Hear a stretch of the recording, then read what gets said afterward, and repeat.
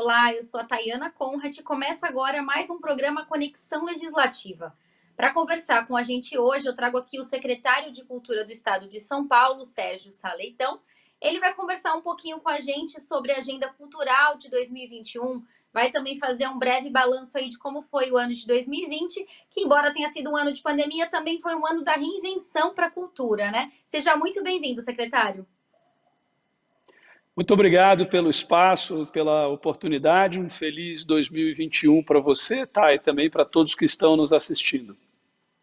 Obrigada, secretário. Acho que para a gente começar aí essa conversa, eu queria que o senhor falasse um pouquinho, né, do ano de 2020. A gente sabe que foi um ano difícil, porém a Secretaria de Cultura conseguiu aí colocar um calendário, né, virtual, conseguiu ter até um saldo positivo, né, mesmo num período de pandemia. Acho que mais pessoas conseguiram acessar a cultura e eu queria que o senhor falasse um pouquinho sobre isso.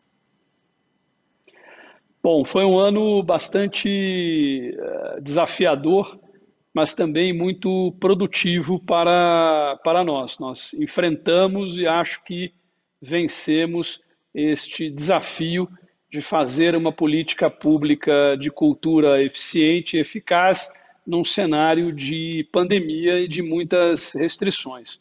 Acho importante dizer que o setor cultural e criativo foi um dos mais impactados pela pandemia do coronavírus. Nós estimamos um prejuízo de cerca de 34,5 bilhões de reais para este setor, que é um dos mais significativos e mais dinâmicos da economia de São Paulo. Habitualmente responde por 3,9% do PIB do nosso estado e cerca de 1,5 milhão de postos de trabalho. Nós perdemos um terço desses postos de trabalho e tivemos um prejuízo da ordem de menos 1,7% do PIB do estado. Então aí temos números que evidenciam a dramaticidade do impacto da pandemia e da crise gerada por ela no setor cultural e criativo de São Paulo. Mas, obviamente, nós não ficamos parados, nós decidimos enfrentar esta situação e, imediatamente após o encerramento das atividades presenciais, na segunda semana de março, nós determinamos que as instituições culturais do ecossistema de cultura do governo do estado de São Paulo migrassem suas atividades plenamente para o online, ou seja, passassem a realizar aquilo que faziam presencialmente no ambiente online para atingir o maior número possível de pessoas e para que a secretaria e essas instituições pudessem se manter relevantes para a população de São Paulo. Isso foi feito, acho que de maneira exemplar, todos os nossos museus, nossos centros culturais, nossos espaços culturais, corpos artísticos e também, no caso, dos nossos programas de formação e também os programas de difusão, tudo isso migrou para o ambiente online. Além disso, nós também procuramos realizar uma série de ações voltadas a estimular o setor cultural e criativo nesse cenário tão adverso. Conseguimos lançar 3 programas de fomento, o PROAC ICMS, o PROAC Editais e o Juntos pela Cultura, com um volume recorde de recursos. Foram 177,2 milhões de reais de recursos próprios do governo do estado de São Paulo. Com isso, nós apoiamos a realização de cerca de 2.000 projetos culturais no âmbito do PROAC ICMS, do PROAC Editais e cerca de 3.000 projetos culturais no âmbito do Juntos pela Cultura. Nós também nos devotamos à implementação célere, rigorosa e abrangente da Lei Aldir Blanc, a Lei de Emergência Cultural. O Estado de São Paulo recebeu inicialmente 264,2 milhões de reais e nós destinamos 100% desses recursos por meio de 25 editais do PROAC Lab e também por meio do inciso 1º da Lei Aldir Blanc, o programa de renda básica que atingiu em torno de 2.500 profissionais de cultura. Enfim, isso nos deu bastante trabalho, exigiu um empenho muito grande da equipe da secretaria, mas nós conseguimos destinar a integralidade desses recursos. Na verdade, destinamos até um pouco mais, chegamos a 272 milhões, porque nós recebemos alguns recursos não utilizados por prefeituras e conseguimos destinar a projetos culturais esses recursos revertidos das prefeituras, que as prefeituras não utilizaram. Além disso, nós tivemos algumas conquistas importantes também, como, por exemplo, a abertura da Fábrica de Cultura 4.0 de São Bernardo do Campo, que iniciou suas atividades em 30 de setembro. Nós tivemos também todo o processo de estabelecer os cronogramas e os protocolos para a retomada das atividades culturais dentro do Plano São Paulo e implantamos, realizamos esta retomada no âmbito das nossas instituições culturais, que foram as primeiras a voltar no estado de São Paulo, claro que cumprindo todos os protocolos e todas as exigências. E realizamos atividades importantes, significativas, como, por exemplo, a exposição da dupla Os Gêmeos na Pinacoteca de São Paulo, que está em cartaz agora e que já recebeu mais de 100 mil espectadores, reitero, cumprindo todos os protocolos e todas as exigências para que seja uma experiência 100% segura para os frequentadores, para o público e também para os funcionários. Nós criamos a plataforma Cultura em Casa, que é uma plataforma de vídeo por demanda e de streaming 100% dedicada a conteúdos culturais de altíssima qualidade, de grande relevância. Essa plataforma hoje tem mais de 2 mil conteúdos, como shows, concertos, óperas, tours virtuais de museus, espetáculos diversos também de dança, de teatro, etc., filmes. Realizamos festivais, mostras em diversas áreas por meio desta plataforma. Também estamos realizando todos os nossos eventos e programas de difusão, como o Virada SP, Circuito SP, Revelando SP e por aí vai, por meio desta plataforma. E a plataforma atingiu já um público muito significativo. Nós já tivemos mais de 2 milhões de visualizações nos conteúdos disponibilizados e acho que isso também contribuiu para evidenciar a importância da arte e da cultura, ainda mais num momento tão difícil e tão adverso quanto o da pandemia. Por isso que eu digo que enfrentamos o desafio e acho que vencemos, realizamos muito a despeito de ser um ano muito complicado, de ter sido, aliás, um ano muito complicado. Sim, e quando eu falo, né, secretário, de ter um saldo positivo, eu falo acho que exatamente nessa questão. Na questão de, eu acho que nunca se teve tanto acesso à cultura como se teve no ano passado. A gente sabe que muita gente não tinha acesso a alguns eventos que passaram a ser online e elas conseguiram ter acesso. Então, eu acho que, economicamente falando, realmente é um prejuízo muito grande, mas com relação a levar cultura e com relação a colocar todo o calendário em prática, eu acho que foi um ano em que a Secretaria de Cultura fechou realmente com um saldo muito positivo. Sem dúvida, Thay. Acho que a pandemia levou a uma aceleração desse processo de disponibilização online de conteúdos culturais, tanto do ponto de vista da oferta, quanto também do ponto de vista do consumo, da fruição. As pessoas também se dispuseram muito mais, até porque muitas estavam em casa por conta das medidas de enfrentamento da pandemia, portanto, com mais tempo para ter acesso online a conteúdos culturais. Então, nós talvez antecipamos, por força da pandemia, algo que ainda levaria talvez alguns anos para chegar neste patamar. Mas o fato é que fizemos isso de maneira muito rápida. Então, hoje, por exemplo, os concertos da OSESP voltaram a acontecer na Sala São Paulo, presencialmente, com público reduzido, com as medidas todas de segurança e de prevenção, mas eles também agora são transmitidos online. Isso permite que um número muito maior de pessoas possa ter contato com a OSESP, que é uma das 20 maiores orquestras, maiores e melhores orquestras sinfônicas do mundo, por meio, portanto, de concertos realizados na Sala São Paulo, que, aliás, foi considerada recentemente a 8ª melhor sala de concertos do mundo. É claro que o acesso presencial ele acaba sendo sempre mais restrito, às vezes por questões financeiras, às vezes pela questão da mobilidade urbana, das dificuldades de mobilidade urbana, às vezes também porque as pessoas estão em outras cidades, né? Estão distantes do local onde as experiências, os espetáculos acontecem. Mas agora todos podem assistir concertos da OSESP, pelo menos um concerto por semana está sendo transmitido online com amplo acesso.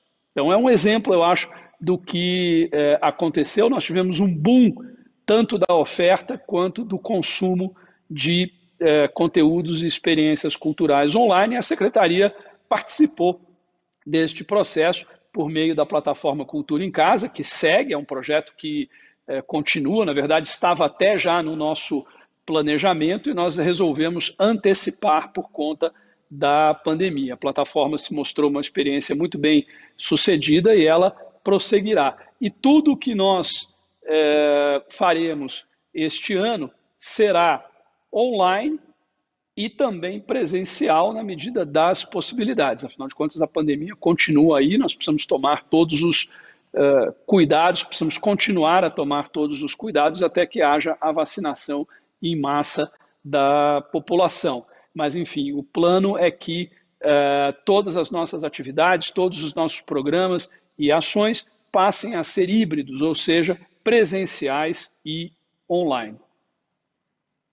Secretário, uma outra novidade, né, da Secretaria de Cultura é a plataforma BSP Digital. Eu queria que o senhor contasse para quem está em casa o que é essa plataforma. Tá, esse é um sonho antigo.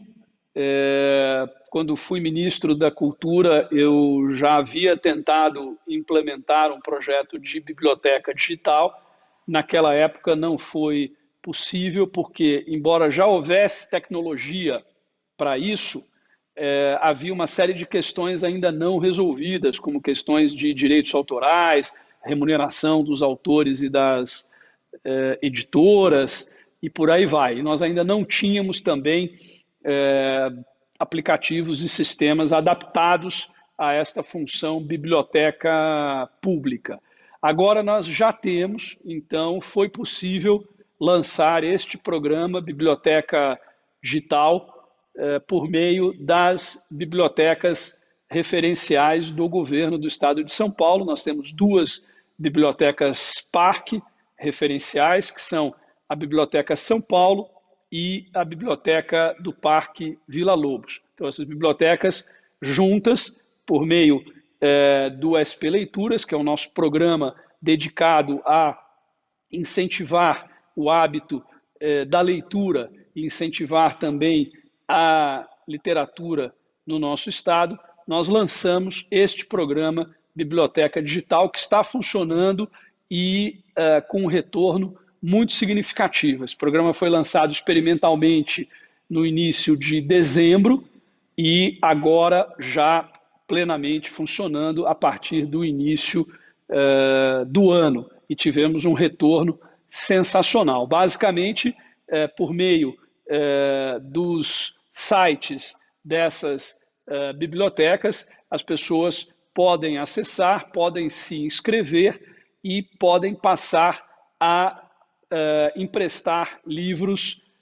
Nós temos uma oferta hoje de 1.400 títulos e essa oferta de títulos será ampliada e diversificada. Nós já temos livros de todas as áreas, de literatura até ciências humanas e outras áreas também, mas enfim, vamos ampliar esta oferta. As pessoas podem também baixar um aplicativo, o aplicativo da Biblioteca Digital, tem tanto para iOS quanto para Android, e podem fazer também esse empréstimo de livros por meio desse aplicativo. As pessoas podem emprestar até 2 livros por mês e podem ficar 15 dias com o livro, eventualmente podem renovar esse período por mais 15 dias. E durante esse tempo, esse livro digital pode ser lido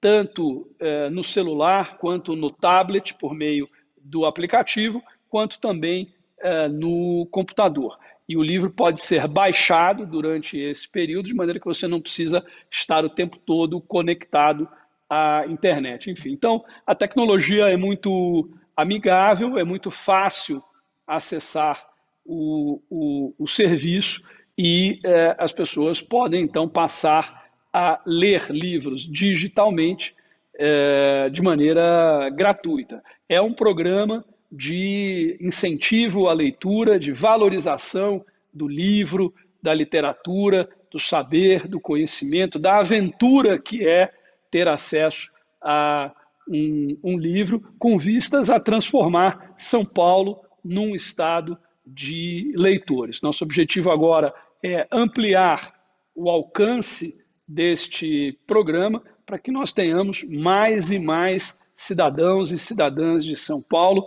lendo livros gratuitamente por meio desse serviço de biblioteca digital. E vamos, como eu falei, ampliar e diversificar essa oferta de livros.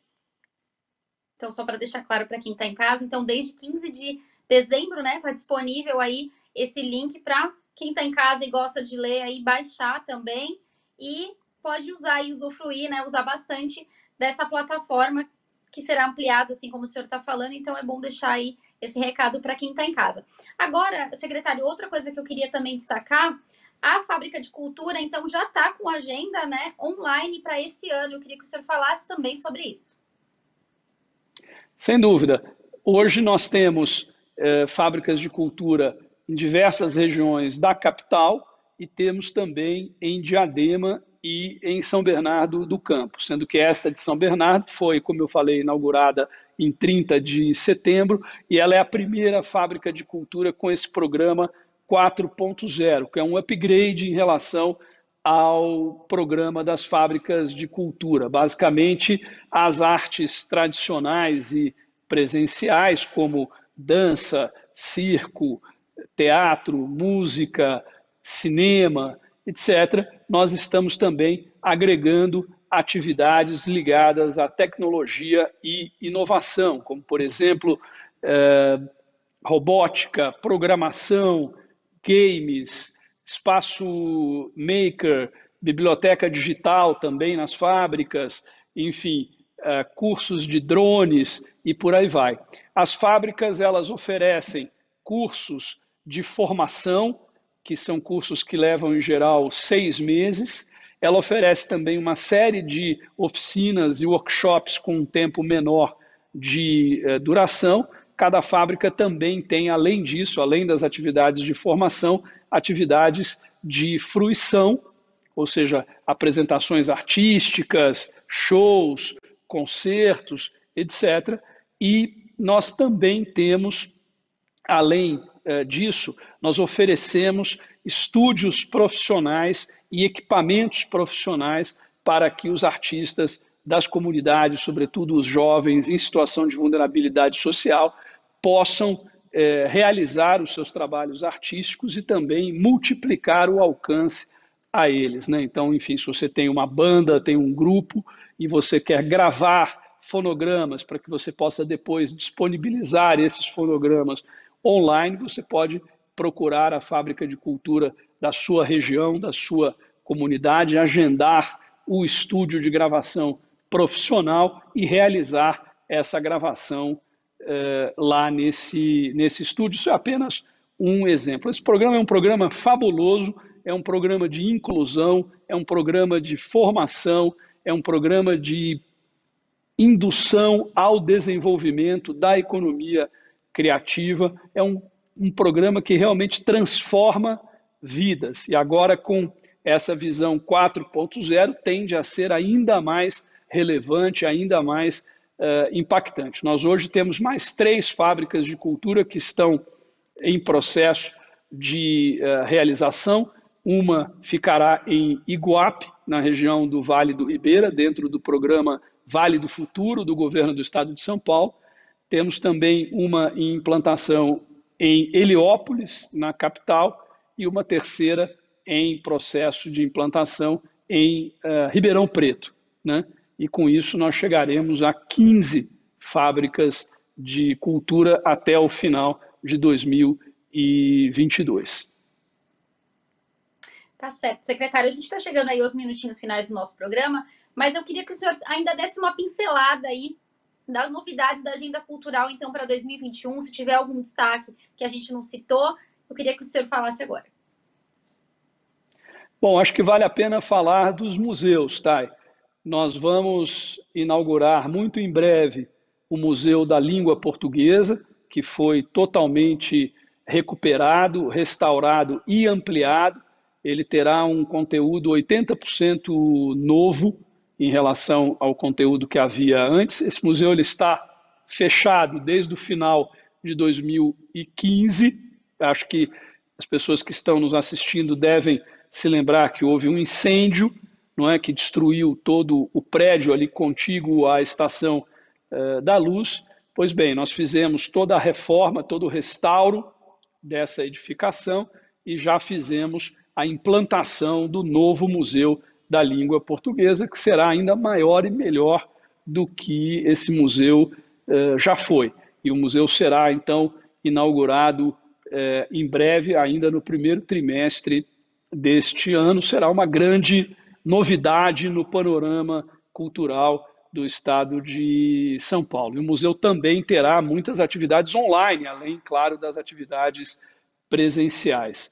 Além disso, nós estamos conduzindo os trabalhos de restauro e ampliação do Museu do Ipiranga, que fechou em 2013, estava completamente paralisado e se tornou uma das prioridades da gestão do governador João Dória na área da cultura, de maneira que já no início de 2019 nós apresentamos o projeto de restauro e ampliação, conseguimos captar os recursos necessários junto à iniciativa privada e em setembro de 2019 essa obra finalmente então começou, né?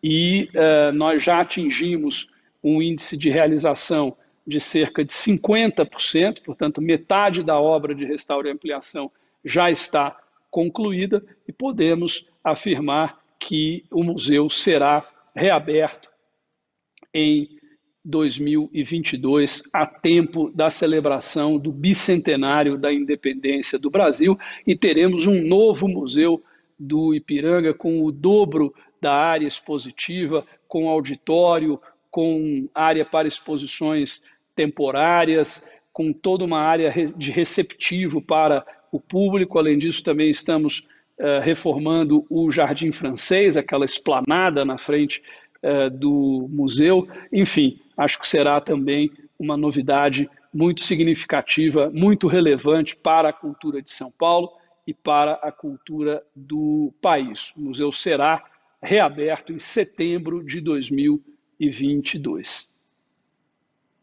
Tá certo, secretário. Eu queria agradecer aí mais uma vez a sua disponibilidade em conversar com a gente, trazer essas novidades para 2021 e até uma próxima oportunidade. Muito obrigada, secretário de Cultura, então, do Estado de São Paulo, Sérgio Sá Leitão. Tá, e muito obrigado pelo espaço, pela oportunidade. Espero que a entrevista tenha sido importante, relevante para os que estão nos assistindo. Eu queria apenas, como palavra final, reiterar aqui o compromisso do governo do Estado de São Paulo, na gestão do governador João Dória, com a cultura e com a economia criativa do nosso Estado. Já fizemos um investimento significativo, com muitas realizações, e seguiremos nesta toada até o fim de 2022. Obrigada, secretário. Parabéns aí a todo o trabalho da Secretaria de Cultura. Esse foi mais um programa Conexão Legislativa. Para você rever esse programa, acesse a nossa plataforma no YouTube da Rede Alesp. Muito obrigada e até um próximo programa. Tchau, tchau.